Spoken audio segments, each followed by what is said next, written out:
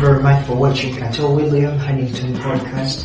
We thank you very much all the Ugandans and the people all over the world trying to listen to us and seeing our YouTube channel is Masubi. Thank you very much. Today I would like to talk about what we call the quiet conscience. There are a lot of times in our life where we have a lot of things perturbing us. We have a lot of commotion happening around us. There are lots of things which we call the clutter and tatter. Very many things clumping together and coming and coinciding with our life. And we forget what's the basic and important thing about life. And that is a life to think about yourself. A life of silence is very important. Sometimes it's really paramount for you to go and sit down and see and imagine and keep calm and see everything happening around you. There is a story that I would like to share with you of a boy who was called Peter. This boy, one time he went and visited the grandmother. So when he visited the grandmother welcomed him with all the happiness and they welcomed him to come back. They lived together and they were very happy together. And he had a watch which had been given to him as a souvenir by the mother. And the boy was supposed to keep the watch upwards to his heart and keep it very safe because the watch was very important to him. Now, it happened that after the short while, the holiday which the boy had with the grandmother had gotten over, the boy went back to the parents and the grandmother remained there in her house. Now, it happened so the boy realized that he had forgotten about the watch. And then he called and summoned the grandmother. He told the grandmother, "Please, grandmother, would you please try to look for me for the watch that had gotten lost over that side?" And then the grandmother said, "It's okay, we're going to look for it." They looked for it all over the whole area and they didn't see the watch. They searched hither and thither to try to see all over the cupboards, the clothes in different areas, under the chairs, the tables, and different things, and they didn't see the watch.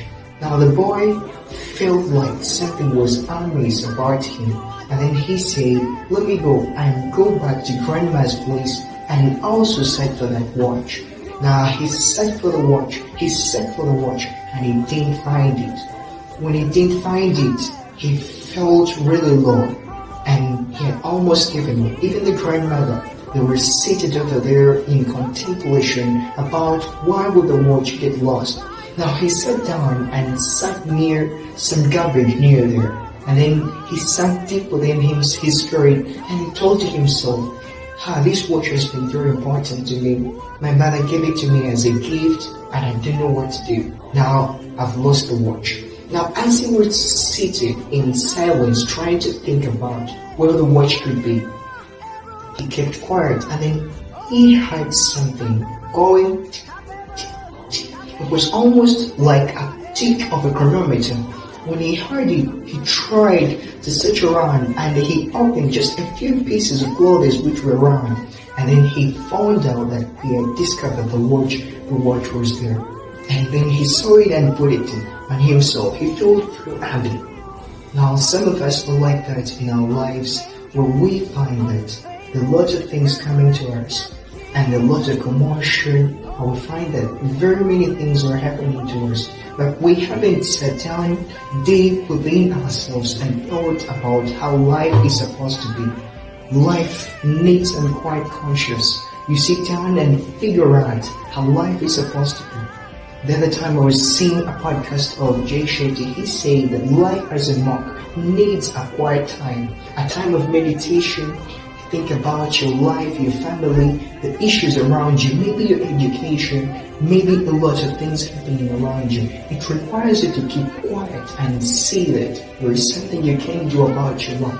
Sometimes when we search very many things around, we haven't reached to a point to understand that very many things we may be searching for can be near us, but because we're always on the run, we don't see what life gives to us. It means that we always follow, and we don't understand that life is all about what's around us.